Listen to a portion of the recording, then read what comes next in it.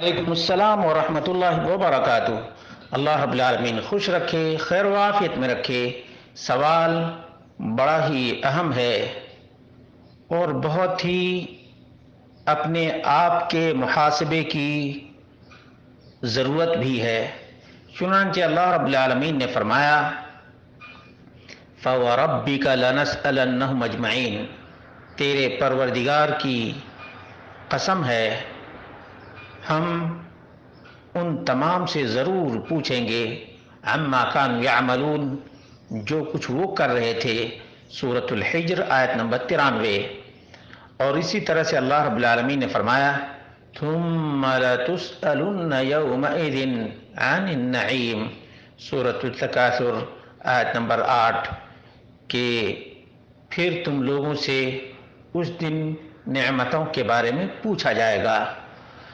ترمذی کی 3358 نمبر کی روایت ہے، ابن حبان کی 7364 نمبر کی روایت ہے،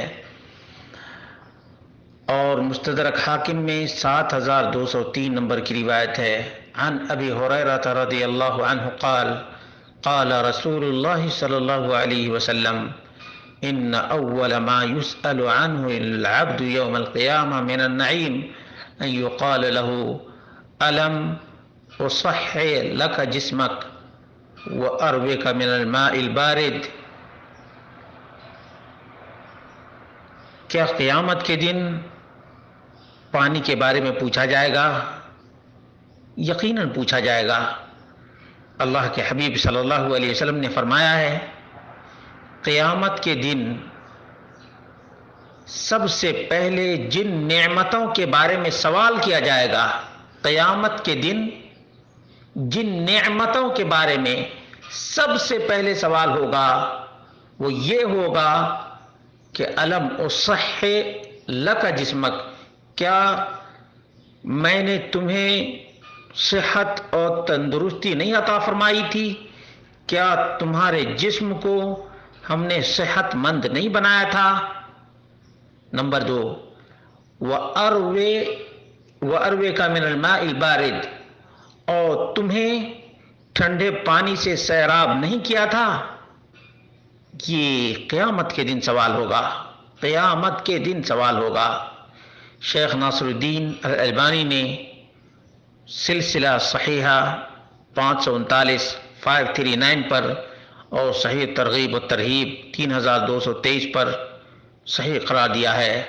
معلوم یہ ہوا کہ قیامت کے دن جو نعمتوں میں سب سے پہلے جس نعمت کا سوال ہوگا، نعمت کا، یہ فرق یاد ہے، قیامت کے دن سب سے پہلے کون کون سی نعمتوں کا سوال ہوگا، اس کی تیاری کر لیں۔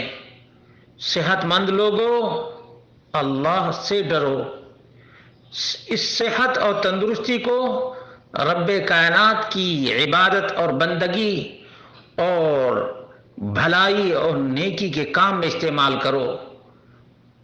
یہ جسم اور یہ صحت، یہ توانائی، یہ قوت اور یہ طاقت برائی کے لیے نہیں بلکہ اللہ کی رضا کے لیے ہے، ورنہ قیامت کے دن پوچھے جاؤ گے، سوال کیا جائے گا، پوچھا جائے گا۔ اسی طرح سے ابھی گرمی کا موسم بعض جگہوں پہ شروع ہو گیا ہے، آدمی ٹھنڈے پانی کے لیے تڑپتا رہتا ہے۔ ٹھنڈے پانی پی کر کے شکر گزار بننا چاہیے، اور منعم حقیقی اللہ رب العالمین جو انعام کرنے والا ہے اس کی اطاعت اور بندگی کرنی چاہیے، کیونکہ وہی ان تمام چیزوں کو فراہم کرنے والا ہے اور عطا کرنے والا ہے۔